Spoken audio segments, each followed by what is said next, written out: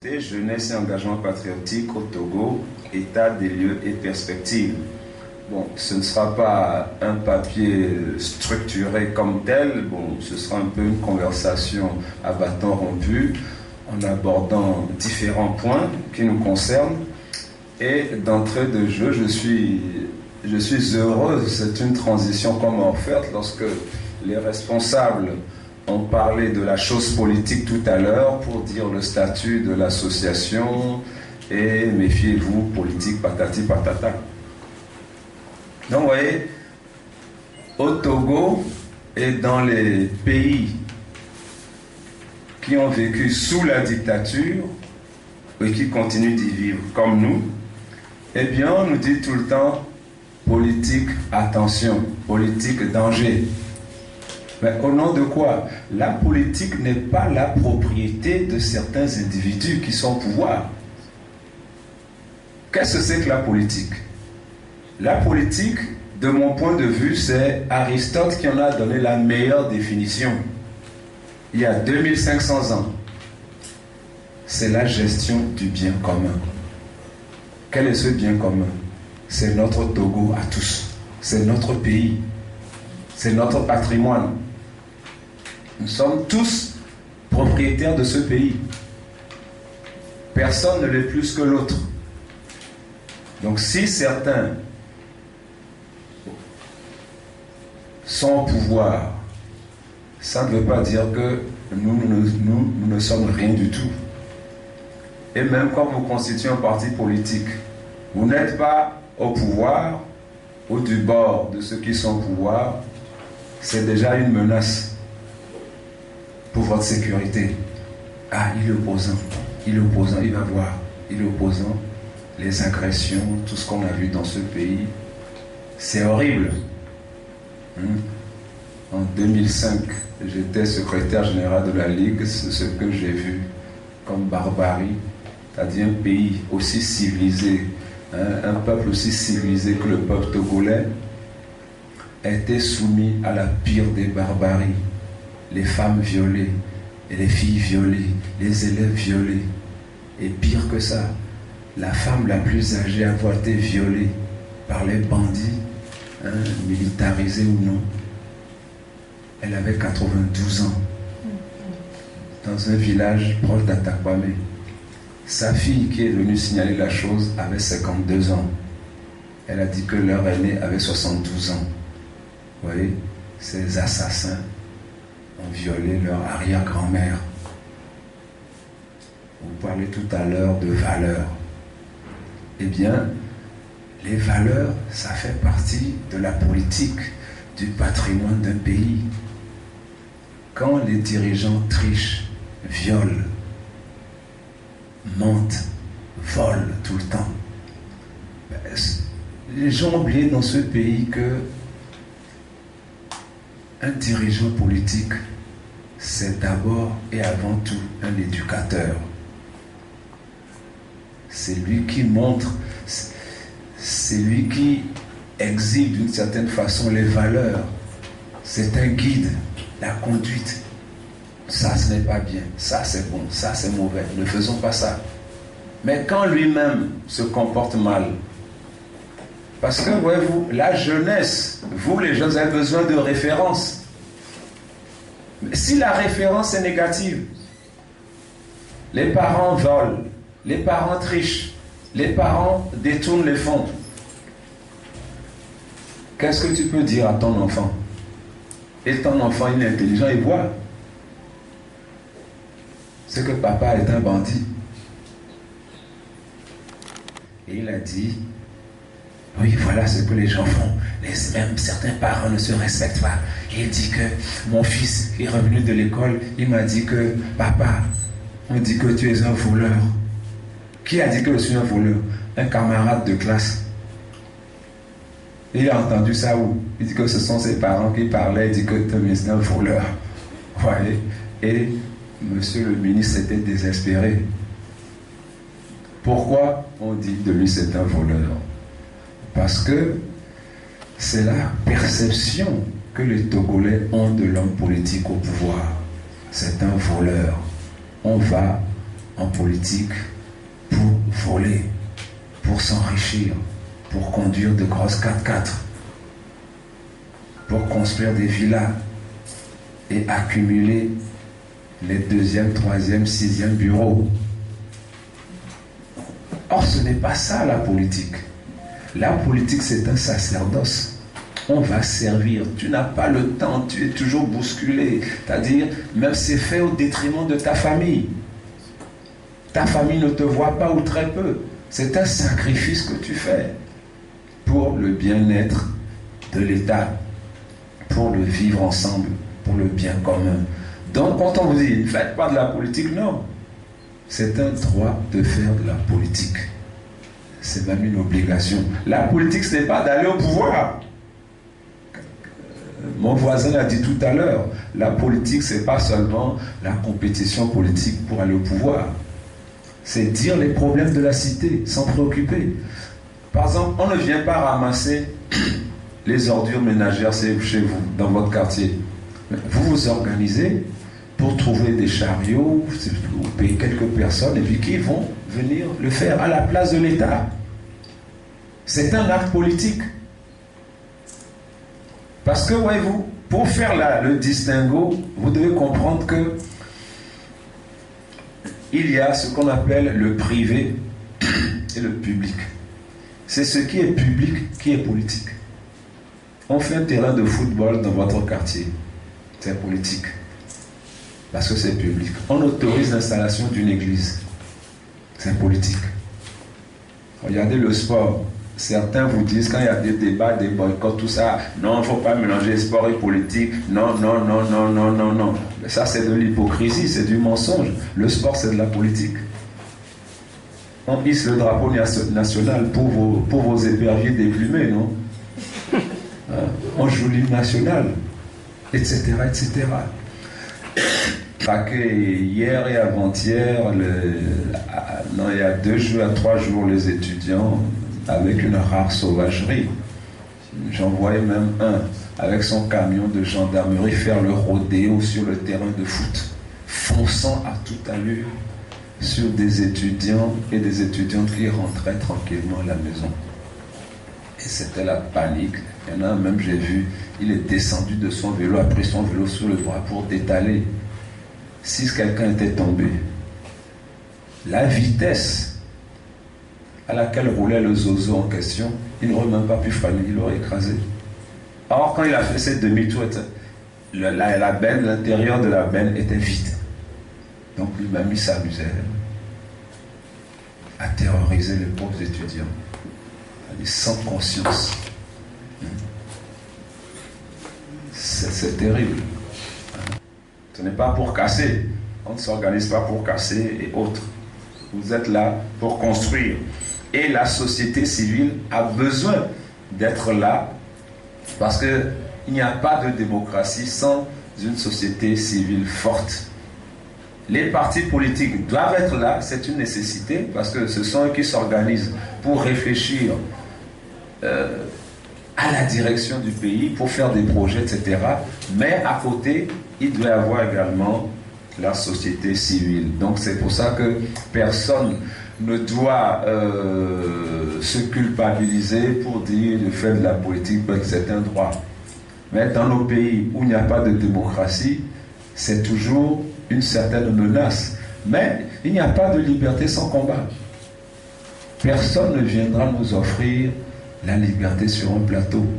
Regardez tous les acquis du peuple togolais depuis 90.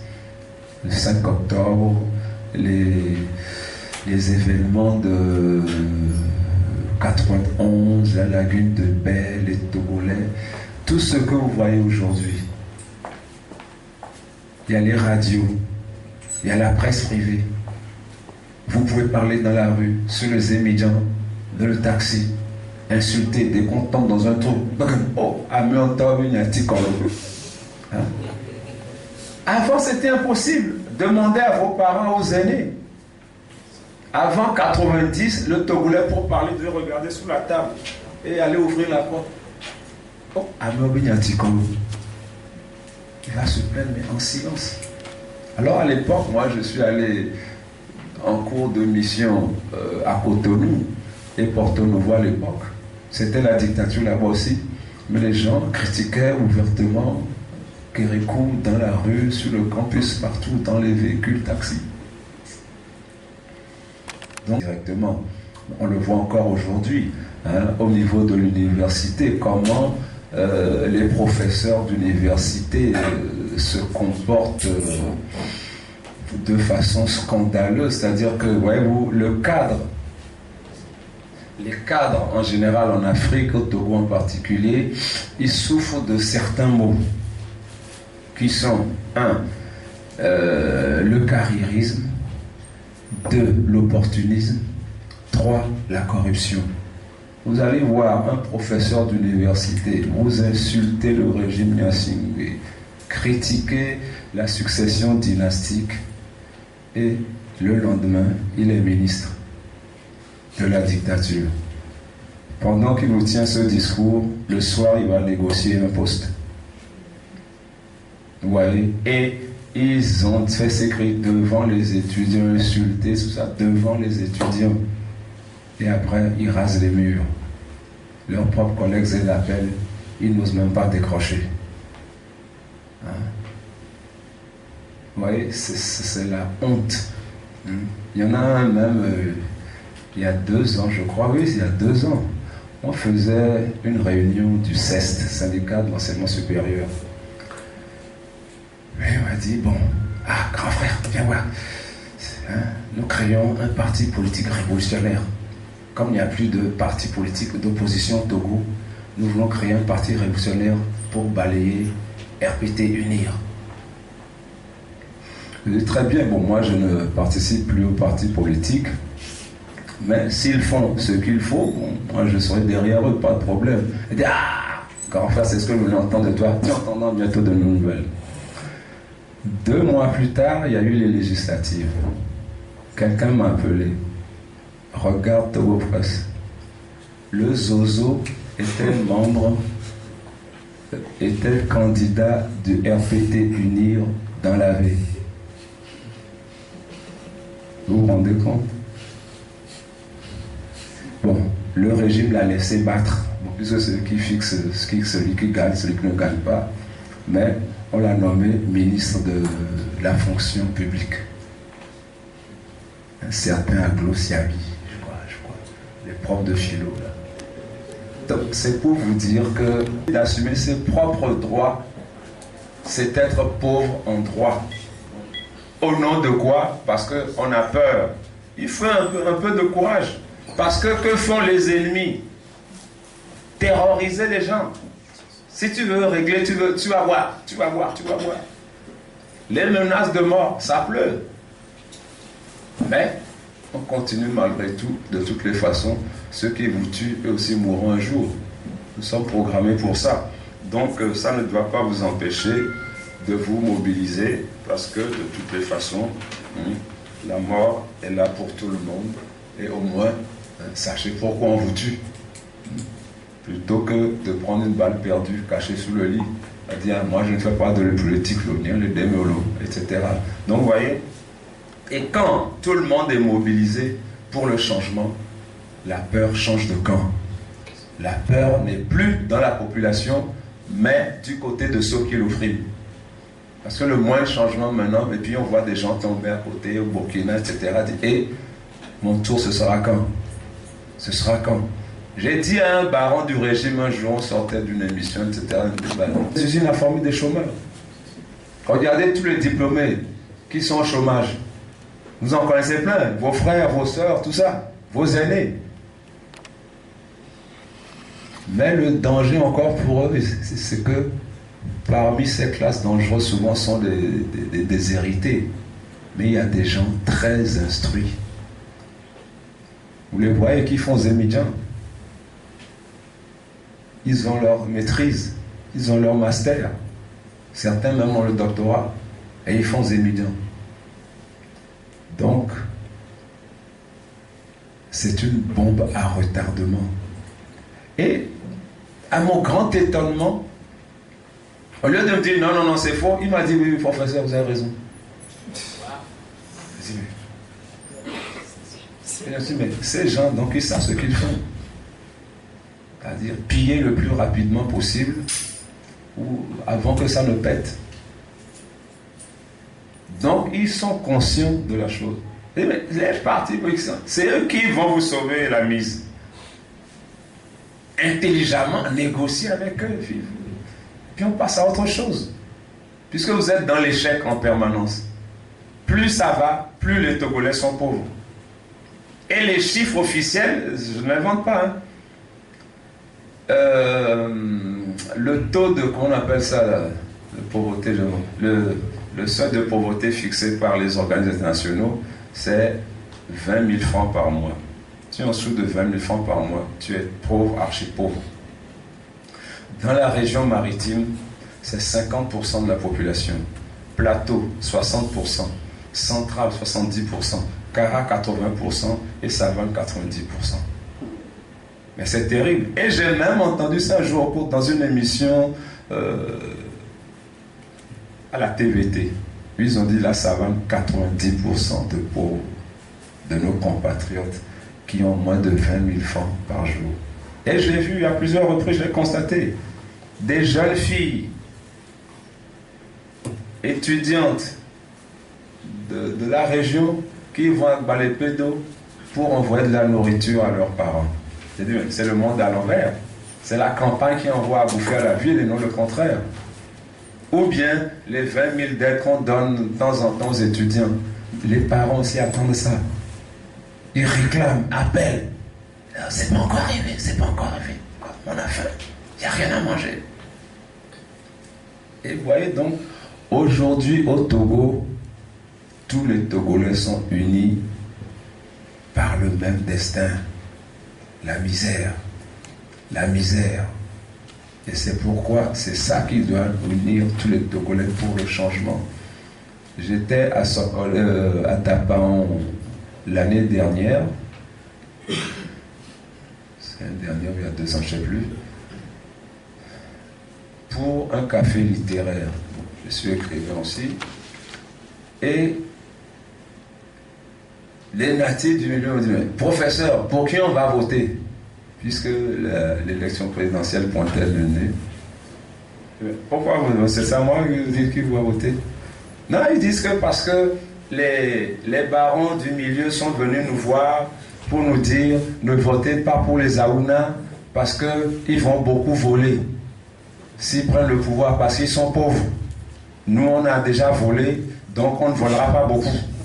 Mais je dis, mais si les gens disent qu'ils ont déjà volé, alors vous me demandez encore pour qui vous allez voter? Mais ils s'éliminent eux-mêmes déjà. Et je dis, mais est-ce d'Aouna ou de non-Aouna? Vous voyez, on tribalise les débats.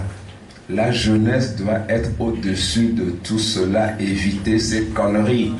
C'est pour ça que moi j'ai toujours dénoncé les étudiants à l'université de Lomé, comme à l'université de Kara, quand je vois vos associations villageoises,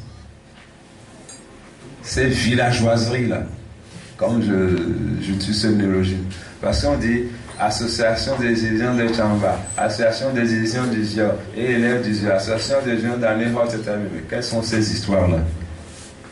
C'est Yadema qui a créé ces choses-là. Il y a une vingtaine d'années pour diviser les étudiants qui constituaient un bloc uni à l'époque, pour faire des revendications et critiquer la marche du pays. Je me souviens en 1975, on avait fait ça, on était étudiants, Yadema et ses acolytes militaires ont voulu nous incorporer de force dans l'armée. Tous les étudiants. On a dit, bon, d'accord, donnez les fusils et vous allez voir. Ils n'ont pas osé. Ils n'ont pas osé. Donc, dommage, parce que ce pays aurait changé. Donc, vous voyez, par rapport à ces choses, il faut que les étudiants, la jeunesse soient vigilants. On ne doit pas nous éclater en associations villageoises, ethniques, etc. Non. Parce que quand vous circulez sur le campus de Lomé de Kara, voyez les affiches. Moi, je fais tout le tour. Vous ne voyez que ces choses-là. Mais c'est honteux. Et la première fois que j'ai vraiment pris conscience, j'avais reçu dans ma boîte, c'était à l'époque du Parti unique, une lettre d'invitation où des étudiants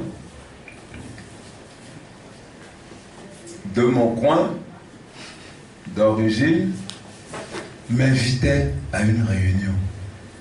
J'ai vu le truc, mais qu'est-ce que c'est que ça? J'ai déchiré le truc immédiatement.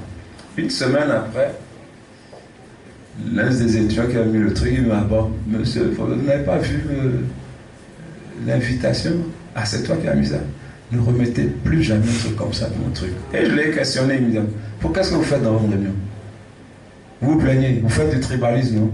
Vous vous plaignez de tels étudiants, de telles régions qui ont des bourses, n'avez pas de bourses, etc. C'est ça que vous faites, non? Il dit, non. Ben, finalement, il avoue. Et après, je fais une enquête. J'ai pris tous étudiants de la plage ici, jusqu'à Saint-Cassé. Tous m'ont avoué qu'ils faisaient du tribalisme. Parce que on les manipulait dans ce sens-là. On dit, mais on ne guérit pas le choléra en s'inoculant le choléra. Vous dénoncez quelque chose. Alors pourquoi vous pratiquez la chose aussi? Je vous dis, hein, partout, hein, c'est-à-dire que, bon, je ne sais pas, bon, ils font confiance. Quand vous dites la vérité, on fait confiance. Tous, hein, du nord jusqu'au sud, m'ont avoué que c'était contre tel les voisins. Et souvent même, parfois c'était nord-nord, hein, ou sud-sud. Ce tribalisme. Hein, parce qu'on caricature souvent c'est nord-sud. C'est faux. Hein. Les préjugés qu'il y a sud-sud, nord-nord, c'est terrible. Parfois, deux villages voisins. Prenez dans la vie ici, à Zanou et Kévé. Si vous êtes un parti politique national, vous allez d'abord à Kévé. Et puis, vous allez aller à Zanou après. Et on va vous chasser. Pourquoi vous n'êtes pas venu chez nous d'abord? Or, ce sont les mêmes, hein, ils sont de la même famille et tout, mais il y a des querelles ancestrales, des tas de trucs, etc. Bon, donc il faut vraiment négocier avec les gens de ces deux localités avant de faire quelque chose. Si vous ne savez pas, vous allez là naïvement, eh bien, hein, vous allez subir une déconvenue. Ils se sont passés au 19e siècle. Vous venez ressusciter des choses comme ça. Alors que, à Néron, les gens, enfin, tous les jeunes sont au chômage. Oui, ils fument de la drogue. Les filles se prostituent. Il n'y a pas de boulot. Et ces zozos trouvent comme truc bon de ressusciter des vieilles querelles ancestrales et ils embrigadent des jeunes dans des trucs comme ça. Heureusement, hein, j'ai vu les jeunes des deux camps, ils m'ont dit non, il faut taper sur ces gens-là. C'est pas sérieux. Ce que les gens demandent, c'est du boulot. C'est pas la division. Regardez le pays gain qui est par terre, qui est ruiné. Des gens qu'on a soudoyés, qu'on a payés, veulent encore achever un peuple à terre.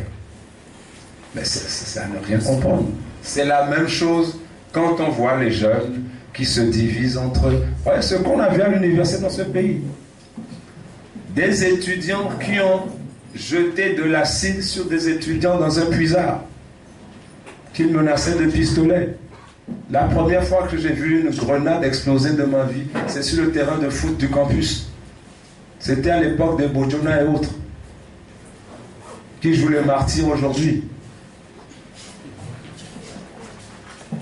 Ils ont détruit la DAS, brûlé tout, avec des militaires en civil, mais qui gardaient leurs chaussures aux pieds, malheureusement. C'est pas très malin.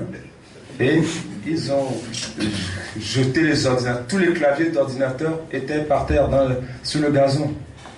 Et ils ont emporté les écrans à la maison. Après, technicien, va pour là. Les télé, il y a le dos. Et les gens étaient au courant. Oh, ah, mais dans télé, on est. Ah bon? Mais ils ont fait ça à la Sénétie aussi. Tous les claviers étaient par terre dehors, dans la rue sur le gazon. Mais ils ont emporté les écrans. Technicien, va par là. Les télé, on leur donne qu'un demain. Vendeur à Blémère. Bon. Vous voyez, c'est des choses comiques, cocasses dans ce pays, mais malheureusement, des choses qui font pleurer. Hein. Donc, La jeunesse ne doit pas se laisser embrigader les yeux fermés.